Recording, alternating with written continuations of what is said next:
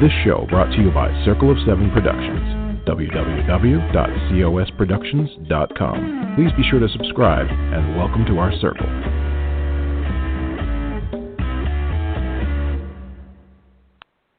Well, hello, everybody. This is Readers Entertainment Radio, and I am Patricia W. Fisher. And you get a twofer this week because I have such incredible organizational skills that I actually booked two amazing writers in the same week. So I'm kind of excited because both are historical fiction writers, and we had Stephanie Thornton yesterday, and today we have Camille DiMaio, who I have known for quite a few years, and we met through a writers group, which is one of the best things about writers groups is these great long-term friendships that you get to keep along with people not only getting why you write, but encouraging you when you have all those crazy moments of just trying to get through a scene. So let me tell you about Miss Camille. Camille recently left, or didn't recently, but she was a realtor here in San Antonio, and she's become a full-time writer. Along with her husband of 20-plus years, they have 4 children, and she has a bucket list that is never-ending and uses her adventures to inspire her writing. She studied political science in college, but found working on actual campaigns much more fun. She overdoses on goodies at farmers markets and justifying it by supporting local bakeries, and belts out Broadway tunes whenever the moment strikes. There's almost nothing she wouldn't try, so as long as it doesn't involve heights, roller skates, or anything illegal. Fair. Her newest release, The First Emma, will be available May 4th, and you can pre-order, but while you're there, go ahead and grab her other 4 amazing books. So welcome to the show today, Miss Camille DiMaio. How are you, my dear?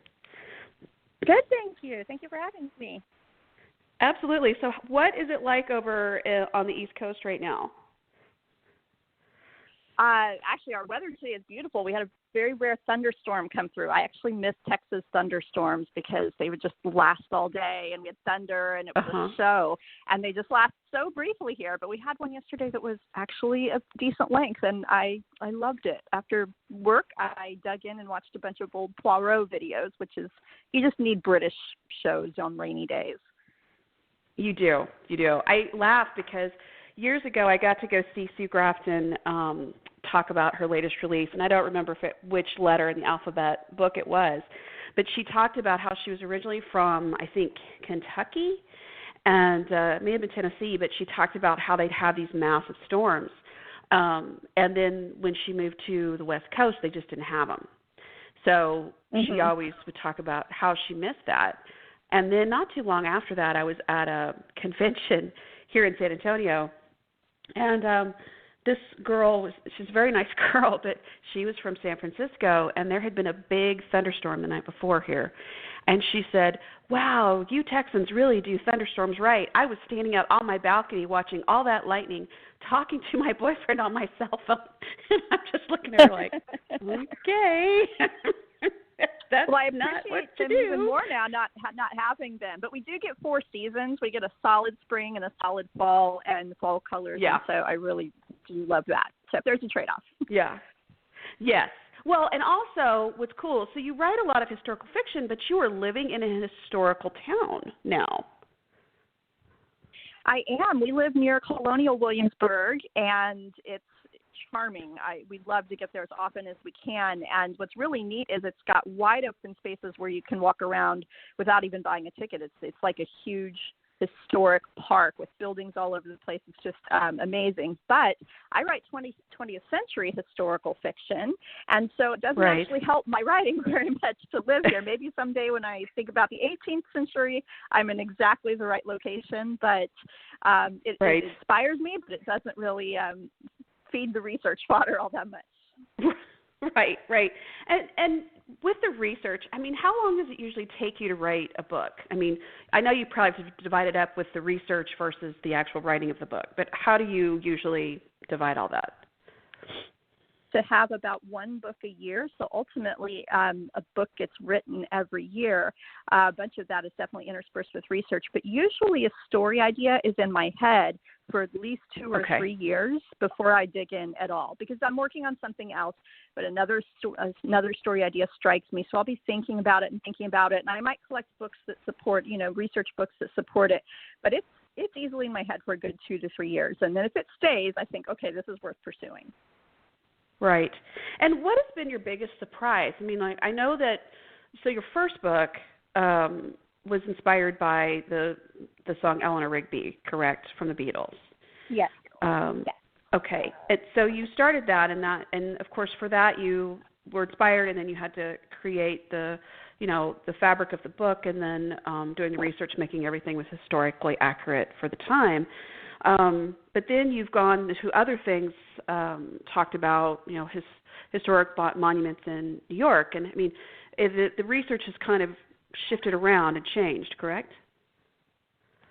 It really has. My dream growing up was just write a book. It was very singular in my mind. I didn't really think about it as something that was a career, just something I wanted to finish someday. My grandmother had started a book.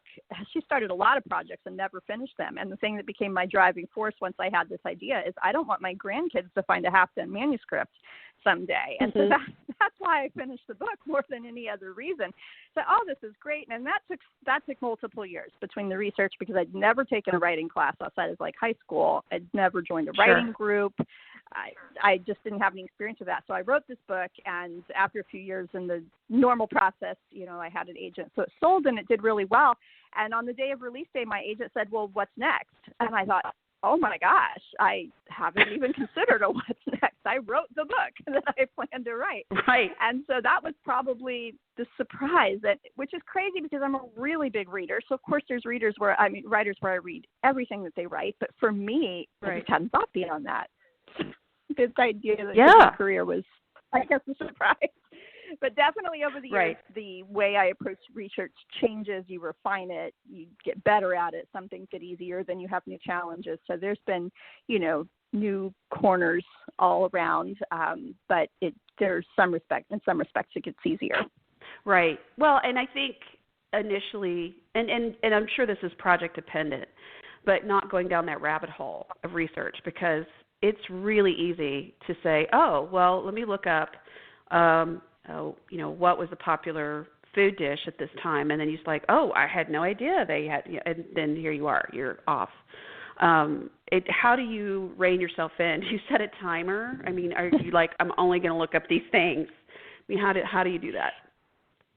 I've had to really go in with blinders on, and probably the biggest example is the book that I'm working on right now, is about some Pan Am flight attendants in the early 1960s. And it started with just knowing I wanted to write about Pan Am. But that history spans from the 30s to the 90s, and there are so many fascinating stories, and I have wanted to go down so many routes. But I have said, no, my book takes place in these very limited 2 years. So I literally don't let myself read anything that doesn't involve those 2 years, because there's so much. So I really look at it with blinders on. And then the other part of it is that I write as I go. I'm so much a pantser. I'm not at all a plotter as much as I'd like to be. Okay. And so I write the story, and my stories are more character-driven than they are dripping with history. It's certainly part of the setting, but the characters are driving what happens in the story. And so I go research what I need to support that. So I get the research as I need it, instead of the reverse, where I just have 200 books I've read and now I have to figure out a story. Right. Because it's not, well, I think I'd like to write a story about such and such, and then you go research, versus I want to write a story about this. Oh, and this is when. So you've narrowed your field a little. I have a friend who wrote a book about JFK. She literally read 200 books leading up to writing her book. That would drive me crazy. Wow. So I admire her, but that is not my process. Wow. 200 books. Wow. That's a lot of books about JFK. Yes. So your newest book, the first Emma, and anybody who's from Central Texas or San Antonio, this should be something you should read, because the Hotel Emma here in town at the Pearl Brewery I always love to talk about it, because it's this beautiful hotel, and it's got a sexy library. That's all we always say. It's got a sexy library. But that's true. It is. It's a very sexy library, but it's a really cool spot to hang out and to just walk around. And And so tell me how you came about this story of the first Emma. Well, I grew up in Denver, but I was born in San Antonio. I'm a generation San Antonian, and almost all my family was still there. So I grew up going down to San Antonio every year, and we would inevitably go visit the Alamo, which my dad always wanted to do, which meant we were going down the highway, and I would see Pearl Brewery on my right, and it was abandoned, but it was so beautiful. It was such a unique building, all sorts of architecture mixed into it, and it was just beautiful. And it was just something implanted in my head as a kid that what a beautiful old building that's just sitting there empty. Well, many years later, we moved to San Antonio as an adult, and still the area when we first got there was quite dilapidated. But a few years ago, as you know, it's really started to spring up, and developers got in there, and there's a farmer's market and boutiques and restaurants, and it's become the very best part of town, in my opinion.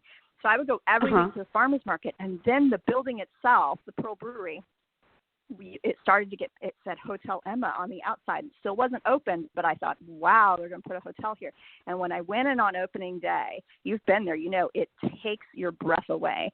And in fact, Condé Nast named it one of the best new hotels in the world. It's really spectacular. And Cher even tweeted a few months ago, she said it's the best hotel she's ever stayed in. So you and I are not exaggerating by saying this place is amazing. So they had incorporated a lot of the architecture and industrialness into the architecture, which was really cool. But my thought was, which led to the book, who is this Emma that has such a spectacular place named after her? I thought she must have been quite a woman. And so when I learned her story, I was hooked, and I said, this needs to be a book, because nobody in San Antonio even knows who she is, let alone anyone else. So in a nutshell, if I can just give the pitch about who I learned Emma was, she was in a wheelchair in 1910 after a car accident, and her husband hired 2 nurses for her. Both of the nurses were named Emma as well. And at this time, Otto, her husband, was a big brewing tycoon. They already had the brewery. It was very successful. They were one of the most wealthy couples in the country. But Otto had Emma the wife, Emma the 2 mistresses, and one of the mistresses murdered him. And after he died, Emma the wife took over running the brewery, only to be hit with Prohibition and the Great Depression. And the industrial and creative and diverse things she did took her brewery through Prohibition and Great Depression. She's one of the only breweries in the country to have survived Prohibition because of the innovation that she did. So there's so many details about how remarkable she was up against these crazy obstacles. A woman in business in 1914, that's so unheard of. So I thought, yes, she deserves to have an amazing hotel named after her, and she deserves for the world to hear her story. Right. And, you know, I was when I was talking to Stephanie yesterday, and we were talking about all these different women that are not mentioned in history, and how do we change that? And it's making amazing stories. I mean, not making, but telling them their amazing stories, and putting it out there and talking about it. And I think that it would be difficult to put every single person whose story needs to be told in history books for like public school or private school or whatever, but having the information so readily available, I think is one of the keys, and talking about it is a huge one. It really is, and we'll never cover all of the hidden stories that are out there, but as we learn them, we really should be writing their stories, because you know, we have a long way to go as women. I don't deny that. But you know what? We have come a long way. And that's something I'm always an optimist. My husband calls me Pollyanna. And having 3 daughters, I very much am aware that there's a lot of opportunities I want to have continue to be available for them. But when we realize that it's only 100 years ago that we got the vote, we have to realize, like, wow, we've really come a long way. But we also need to know, where did we come from? Who were the women that were the heroes in this circumstance? And there are many. And my books really illuminate those women. Now, this is my first about a real-life woman, but my previous books have fictional characters who've gone through things that are very real. For example, in my book, The Way of Beauty, there's a very, very large storyline in there about a suffragette. And oh my gosh, I did not I was not aware of all that they endured for us to get the right to vote. And I've had so many readers tell me I had no idea. So the character may be fictional, but she's placed in very real circumstances. And so one way or another, I love to illuminate how women overcame challenges in this very changing century. Yeah, and and it's something to note that it was only about 100 years ago. It was in 1918 when white women were allowed to vote, and then it was years later that women of color were allowed to vote. So it's all these different slices of history that we can weave into our stories that give all of us. It's like, oh, like you're saying, I had no idea. It wasn't just protesting and standing outside with signs until people said, okay, sure. I mean, it was a lot more. And it wasn't pretty. It was not pretty at all. It was jail time, and it was hunger strikes, and it was forced feeding, and all these things that I just had no idea about. And I've always been somebody who's adamant about going to vote, but writing that book really illuminated that. But on this one with Emma, it's not about voting, but it's very much about a woman in business in 1914 running a huge brewery, and then to do what almost no other brewery in the country could do and navigate it fully through Prohibition is remarkable. And the funny thing is I don't even like beer. I don't like beer, but I do wash my hair with it, but I don't really like drinking beer. But it didn't really matter what the product was. It was about what did she do and what did she overcome. Right. It's funny you mentioned beer because I remember my grandmother when we'd roll her hair, and she really wanted her hair to last until she got to go to the hairdresser again. We would dip the comb in beer. And, because and so we would roll it and she'd send her the dryer so it would actually set it, and she could get to her next appointment where she could, get all buffed and polished and look pretty. Prettier. Oh, I never knew about it for that part. Yeah. So, and it's interesting because it's all these, and we think, oh, it was so long ago. It's like it really wasn't. It's like my grandmother was born one of them was born in 1922, and one was born in 1921. And I mean, my mother's grandparents immigrated from Denmark in 1918. I mean, it's just like it's not that long ago that this massive shift has happened. And even talking to my kids, I'll talk about, Loving versus Virginia comes up every year, and I mention it. And I said, guys have to realize that was the year I was born. And they'll say, what? I mean, it's to them, it's like so long ago. But it's like, this is in my lifetime. And so telling those stories, I think, are extremely powerful and important so they can connect it. So when you were researching, did you go, I know that you had moved when you were going to start researching this, but you had also, had you just kind of walked around and just kind of absorbed the building, like the essence of it, when you were just building your story in your head? Oh, I did. And I knew that I wanted to write it someday, but at the time we still lived in San Antonio. I had several other books ahead of me, and there's only so much you can absorb when you're in research mode. So I kind of shelved the idea of digging in too deep. But I did visit the hotel almost every week because I would go to the farmer's market. And then there's a place there that serves this amazing Mexican hot chocolate with a marshmallow topping. So I was frequently at the hotel to treat myself. So I soaked up all that I just loved about the ambiance of there. But I actually flew back to San Antonio when I was in the middle of the research stage. The challenge with this book is that there was very, very little available about Emma. There's no books about her, fiction or nonfiction. There were no journals, no diaries, barely any newspaper clippings. Most of the newspaper clippings are about her husband. So the little nutshell that I gave you there is about all that was actually even there to find. And I thought, I must be missing something. There's got to be more information. So I made an appointment to visit with the hotel's historian, and I flew out there and spent time with him, and we talked and exchanged what we knew. I mean, there's a few more details. He sat there at the end of the conversation, and he said, well, I would say that you're now the world's foremost expert on Emma Kaler because you know everything I know. And so I was shocked. I really expect they would have journals or something. And so he put me in touch with I believe the person who keeps the archives, and they told me as well, there's nothing. So we know these pieces of her history which are amazing, but it's a strange book to research because there's no documents like that. And wow. He did, though, besides that conversation, I learned a couple of things that were very good. He did take me on a behind-the-scenes tour, which was really, really neat, just into some of the places that would have been her offices, just absolutely beautiful. And then he took me up into, like, the penthouse suites and things. They have a suite called the Emma Kaler Suite, and it's just amazing. So I enjoyed the behind-the-scenes tour, but I didn't walk away with tons more information than I started with.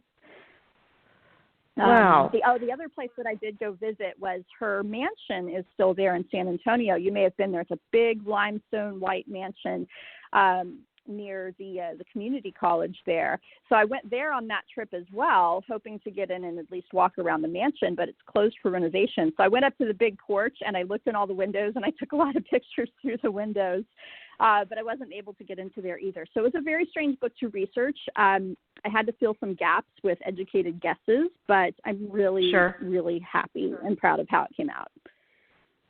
Wow. When you talked to the historian, was he surprised that anyone was doing research on her? No, it sounds like they've had a few nibbles over the years with people who learned her story and said they wanted to do something with it, but he said nothing ever came from any of it that they were aware of, at least, and I couldn't find anything on her. When I was probably 3/4 of the way through writing it, I made a post on my social media talking about what I was doing, and there's another author who said, oh my gosh, I just started researching this because I learned her story and I thought it would be a great book, but it sounds like you're really far into it, so I'm just going to go with another idea. So I think that now with Hotel Emma there and more people are being made aware of the hotel, and the hotel really does play up the history that they do know of her. There's pictures of Emma and so forth. I think more and more people are becoming familiar with the story, but my tie to San Antonio, I guess, just got me in there first. Oh, maybe so. When you were talking and walking around, everyone always talks about hotels and people who've been there and everything else. Has anyone reported any hauntings or any weird paranormal activity? Because that always comes up with places like this. Not for Hotel Emma. I've never heard anything associated with that because it was a brewery, and not that a brewery couldn't be haunted, but I think that we think of hauntings in other kind of locations. So the fact that it was not original, it's only recently a hotel, so it didn't have that kind of history. The previous book that I wrote, The Beautiful Strangers, is set at the Hotel del Coronado in California, which has always been a hotel since the 1800s, and that very much is haunted. And so, in fact, one of the first voice you hear in that book is the voice of the purported ghosts there. And it's also said that Marilyn Monroe haunts it. So I think something like or use the Menger Hotel in San Antonio. That's haunted. Right. But the fact that this was a brewery first, I don't know that anything ever happened on its grounds that would lend itself to that kind of lore. Right. And and I apologize, I don't know enough about Emma Kohler. Did they not have any children? So any family that could offer any insight to her history? One would hope, and that's not how it turned out. So she and Otto did not have any children, and I couldn't find anything to tell me whether that was by choice or whether they were unable to conceive. But considering that it was the early 1900s, I opted for the latter because I think it would have been more common than that if they could have children, they would. So I also have a storyline in there where she's struggling with infertility. Because I think that really appeals to a modern-day woman, but I think it must have been what they were going through, or it's most likely. So there were no direct descendants to talk to either. They did have a lot of family come in and out of their home, immigrating from Germany. They were very much open their home to family coming in. And I did some pretty deep research on trying to find descendants, great nieces and nephews, and found a few leads I thought could be promising, and then they fizzled. People thought, I think I have an aunt in my line who used to be a brewer, but no, the family doesn't have any information. So that's as far as I got, but it was exhaustive, and that's all I came up with. I do have a hope that as this book comes out, that somebody will read it that just escaped my research scope I said, oh, I know something. I was related. She is in my family. This Yeah. is what we know. Because I'd love to write a blog post in the future that readers even more, but I was pretty exhaustive and couldn't find that. So I wanted to write just Emma's story, so it was just her story. But there ended up being such an emptiness to some of the research that it ended up becoming a dual timeline. So I created a fictional character named Mabel in 1943. Mabel is the daughter of an alcoholic, and so she's a teetotaler. And she's hired to write Emma's memoirs in 1943 right before Emma dies. So Emma's story ends up being told in that format, that she's telling this girl her story as this girl is emerging from World War II and discovering things about herself, and it's such a turning point for women. And I'm actually glad the story was able to take that turn, because the character of Mabel is very relatable to the modern woman. And so she ends up becoming really a bridge between the reader of today and the story of the early 1900s. So it worked to the story's benefit that I had to create another character to fill a book. Yeah. And, we all want to be the fly on the wall or the narrator as someone's story is being told, but you're right. Sometimes you do need that bridge to kind of pull us all the way through, to pull that thread, so everyone understands it and relates, because that thread asks those questions like, well, why did you do that, and why couldn't you, blah, blah, blah. And it's like, oh, well, because the laws were in place or what have you, versus the reader not being able to communicate, as it were, to the characters. And so that's kind of a cool addition to telling her story. Yeah, it had to be. If I told only Emma's story, I would have had it best a novella. Right. Well, and I mean, it's really quite fascinating amount that he was married to a woman named Emma, and then she has two nurses, and then these mistresses, and everybody's named Emma. And it's just really interesting. So tell me a little bit about Otto and then his mistress murdered him. Was it an accident? Was it purposeful? And I apologize. I've read superficially, but I haven't dug deep into his story. The other wrinkle with researching this is that a lot of the records I did find, even regarding Otto's murder, would contradict themselves. So there were differing. We know that one of the Emmas murdered him. We know it was intentional. It was not premeditated, but it was not like a gun went off and accidentally killed him. It was intentional in that sense. They didn't both reach for the gun, right? No. She did have a knife mark on her, so there were some suggestions that there was a struggle on both of their parts. And the strange thing, it's such a little thing to argue over, is it seemed to be consistent in my research that what they were fighting over, because she was still a nurse to his wife, that she had bought a wheelchair for Emma the wife, and he was angry about the amount of money that she spent, and when she gave him the receipt to be reimbursed, he got angry, and it got escalated instead of her murdering him. So it started with, there must have been many other underlying things, and this little thing just escalated. But I found that several times in research, so I thought that's consistent enough, and it's specific enough that probably is how that happened. There were also some thoughts that he was ready to leave his wife and marry this particular mistress, and that she kept refusing him. So that seems to be corroborated pretty well. But it's interesting. A cool little fact that just made the story even more interesting is that Otto bought a cottage on the south side of town for both mistresses. So both Mistress Emmas lived in the same cottage that he provided for them. So the story just gets stranger and stranger on Otto's part. Yeah. And so I weave that in a bit, because it's stuff that definitely gets woven through the book. Even though I really wanted it to be Emma's story, though, because it was her pioneering that I thought was so fascinating. But there are pieces of who Otto was and what he did that were just strange enough that I definitely wove them in, and that was one. Wow. Yeah, and another thing. It's interesting. Yeah, go ahead. Yeah, please keep throwing interesting facts. Well, another thing.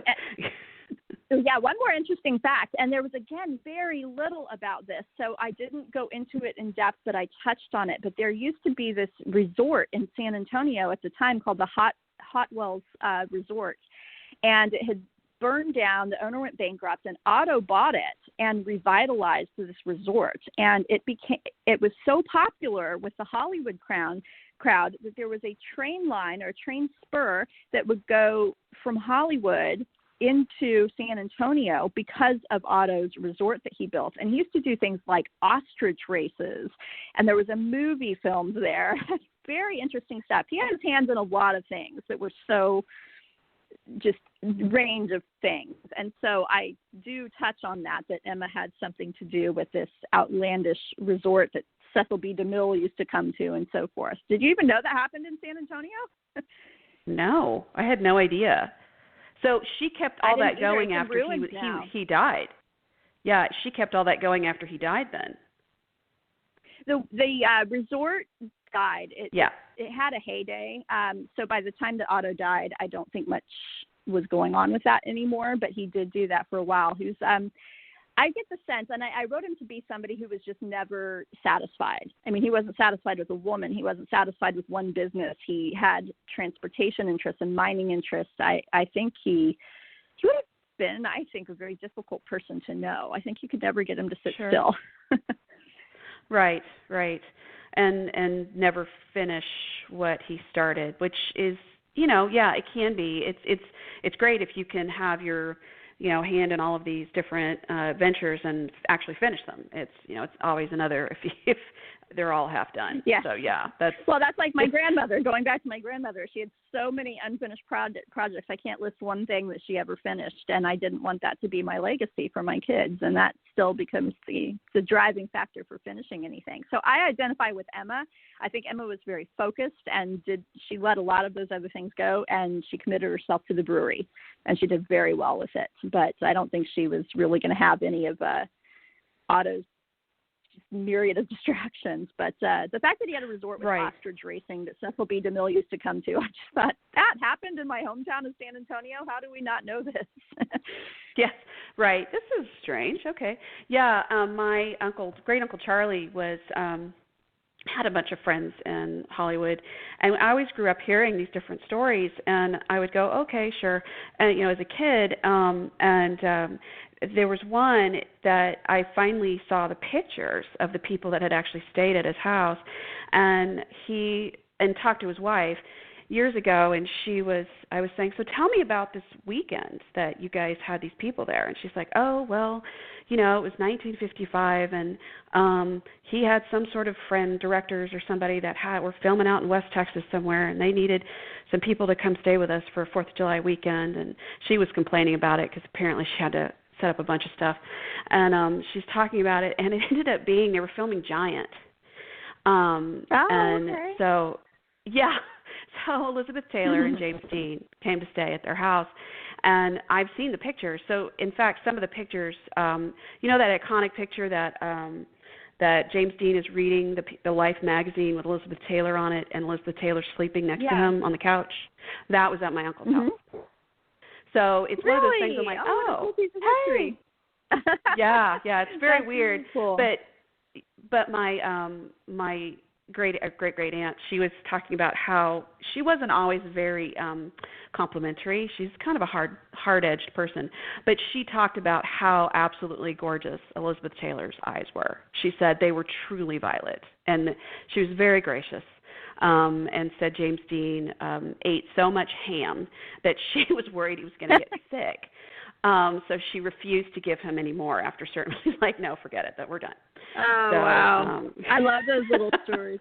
Well, as a side note to that, I'm interviewing all these Pan Am flight attendants from that time period, and they're all in their 80s now. There's even somebody I talked to who's in her 90s, and they all have celebrity stories because Pan Am was the airline. And 2 of them told me that they had Elizabeth Taylor on their flight several times, and both of these women individually told me how lovely she was as a person, and that she was even more beautiful in person than what we saw in the movies. So it's funny that her name came up, but they had some celebrities they had some very not glowing things to say about, but Elizabeth Taylor, they were so complimentary of. So, yes, that's nice to hear that sort of universally she was thought of well like that. Yeah. And, when you're writing stories like that, now the one you're writing now is set much sooner than obviously the first Emma. But is it tempting at all for you to write stories about the negative parts, or do you try to focus on the positive, or do you just kind of mention that celebrity and don't necessarily mention a name? I mean, how do you feel like you'll put the story together? I'm probably not going to delve into celebrity stories in general in my book. If I do, it will be positive ones, because this is hearsay, and even though I believe these stories are true, some of the ones that they told me, that the purpose is not for them to end up in a book. It's really been conversational. Right. So I'm just kind of enjoying those. But I may have Elizabeth Taylor be a passenger on a flight, and if there's only lovely things to say, then I'll definitely include that. My books don't get too dark. Before the Rain Falls did take place in a Texas women's prison, so there are some dark elements in there, but my outlook is hopeful and optimistic, and I will definitely portray all the difficult things that women did have to endure, but I'm not going to dig so deep as to get dark with it. People know their history in many ways well enough to know what happened, and we can state it and we can illustrate that, but I'm going to always have them looking towards hope. Right. And I think that's important, because right now, especially right now, but I mean, books are always escapism. And so we want to have those positive moments, those positive messages, even if we're just hiding behind the pages for, even 10 minutes. That's a big deal. So tell me and that's more what about. I don't read to learn. Mm-hmm. Right. I read well, to be I mean, and we do and learn. if I learn something along the way, great. Exactly. So tell me, why Pan Am? Why that time period that you've picked out? I'm a big fan of Frank Sinatra and the Rat Pack. I just love the crooners, and I love to travel. I absolutely hate to fly, but I love to travel. And I remember the day of, we'd fly to Rome several times when I was a kid on a 747 TWA. And I did really have a sense of there was a glamour to it. Even in the early 80s, there was still more glamour to it than we have now. I was on a flight in February from LA to San Francisco, and there was somebody in their pajamas, bathrobe, and slippers on the flight, and I know that's not I'll wear yoga pants. It's not like I dress up for a flight, but that was kind of the bottom of the barrel I'd seen on a flight before. Yeah. And it just was so juxtaposed with what we see of an era in that jet set era where it was a really big deal to fly. And there's just a lot of glamour surrounding it, and I wanted to do that, but I wanted to hit on that before. I didn't want to write into the late 60s where we were really immersed in the Vietnam War and the sexual revolution. That's just not the era that I write, and so I felt like the early 60s was just enough innocence and glamour still to be kind of within my wheelhouse. And I think that the later 60s and 70s is for another fiction writer to write. Right. So tell me, how did you start reaching out to flight attendants? Did you post something? Did you write an article? I mean, how do you reach out to them? I just dug in and tried to find any kind of Pan Am records. It's, as you're writing, you just do these general searches, and sometimes you just happen upon something really lucky. And I found this Pan Am website that is full of information. It's kind of a very basic website, so it's not visually super exciting, but there's actually tons of information. And I reached out to them and I said, here's what I'm doing. Do you know anybody I can talk to? And they put me in touch with a woman who's the president of something called World Wings International, which is a philanthropic association of former Pan Am stewardesses. And they actually prefer the word stewardesses. The era that they were in really goes for that. And so I talked to this woman, and we just really clicked. And I think the thing that really, because she gets approached by a lot of people, but they're very protective. She's kind of the gatekeeper for this. And I didn't know that what I was going to say unlocked that door, but it did. And I mentioned to her that my style of writing, I don't write anything I wouldn't be okay with my teenagers or my priest reading. So they're not, my books are PG related. And she breathed a sigh of relief on the other end of the phone. And she said, you don't have any idea how many people approach me. And I realize that what they're writing are mattress romps because we're stewardesses. That's the impression that there was. And she said, I can't speak to other airlines, but in Pan Am, that is not how it was like. And if that's what they're looking to write, that's fine, but that's not actually accurate to what we were. And so unbeknownst to me, by saying this voluntarily, that seemed to unlock the key. Because then this has been going on for a few months, and she keeps emailing me every few weeks. Oh, I talked to another woman. You have to talk to her. She was in San Francisco at this time. This one used to spend time in Hong Kong. So I've been spending all this sheltering in place 6 weeks interviewing these amazing women. And what's so exciting is, they were stewardesses back in the early 60s, but you had to have your college degree and you had to speak a second language. So imagine women in the early 60s being that accomplished. And now here they are in their late 80s and early 90s. They're their own kind of pioneers. They were having a career at a time when most women weren't even dreaming of that yet. They were traveling the world when most people never left their town. And so to talk to these women decades later, they're still fascinating. There's so many stories. So it's just become this floodgate. They've invited me to come speak next year at their international convention. They helped me secure a grant to go to University of Miami when we can travel again and go. That's where their hub of research is. So it was just literally one email. It became an avalanche of information. So it's been a lot of fun, and it's been a great way to spend all this time at home, just talking to some of these women. Well, I think too, and we've all seen it, and you have StoryCorps and everything else that go in and people tell their stories, and I think we all get to the point of like, why would anybody care? Other than my kids, and I've already told them my stories. Why would anybody care? And it's like because you don't know who you're really, who you're really talking to in the sense of what they've accomplished. Because to them, it's like, yeah, okay, well, I did it, but you getting in there and saying, tell me your story, that's huge. That's a huge positive impact.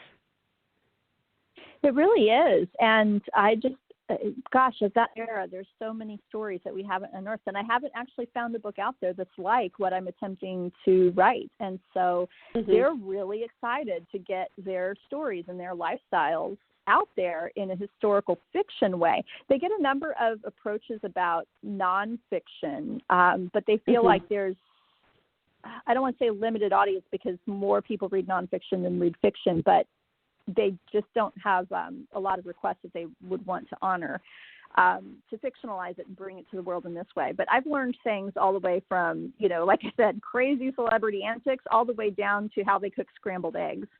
And that's so interesting that, they used to cook on the planes. They used to just cook from raw eggs, and they'd have to feed 150 people, and some of them were to order. And imagine doing that. So I have a lot of stories just down to that kind of detail that the job involved. So you could do blog posts on each of the you could do blog posts on each of the interviewees. It's quite the opposite of Emma.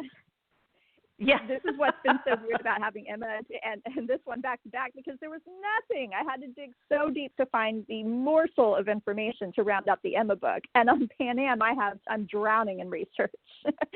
So it's a really different process, but I'm enjoying it too. I am so excited for all your projects, and the newest one, the first Emma, is out May 4th, correct? May 5th. May 5th, okay. So you have 5 days to read her other 4 books, so you should, get to that. Thank you so much for being here today. Please come back when that Pan Am's book is out, and I want to talk to you again. I will do that. Thanks, Patricia. Anytime. So if you're looking for Camille DiMaio, she is at her website. You can also find her on Facebook, Twitter, Instagram, and Goodreads. All the links are in the write-up of the show. If you want to go ahead and grab Emma, the first Emma, it is out May 5th, and you can pre-order, or you can go ahead and order the book, and it'll be in your mailbox here pretty quick. And while you're also looking at her at the First Emma, check out her other books. She's got 4, so beautiful stories. And if you, let's see, what else am I thinking of? And keep on reading, stay safe, and we will see you guys next time. This show brought to you by Circle of Seven Productions, www.cosproductions.com. Please be sure to subscribe, and welcome to our circle.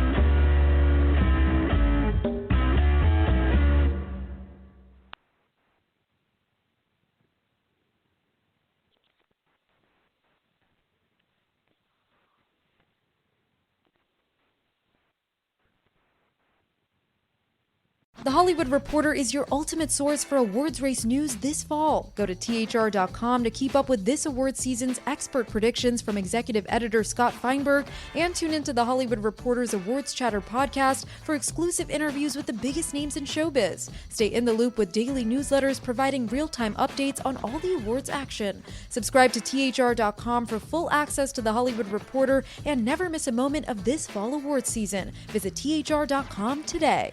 Lucky Land Slots, asking people, what's the weirdest place you've gotten lucky? Lucky? In line at the deli, I guess? Aha, in my dentist's office. More than once, actually. Do I have to say? Yes, you do. In the car before my kids' PTA meeting. Really? Yes. Excuse me, what's the weirdest place you've gotten lucky? I never win and tell. Well, there you have it. You can get lucky anywhere, playing at LuckyLandSlots.com. Play for free right now. Are you feeling lucky? No purchase necessary. VGW Group. Void where prohibited by law. 18+. Terms and conditions apply.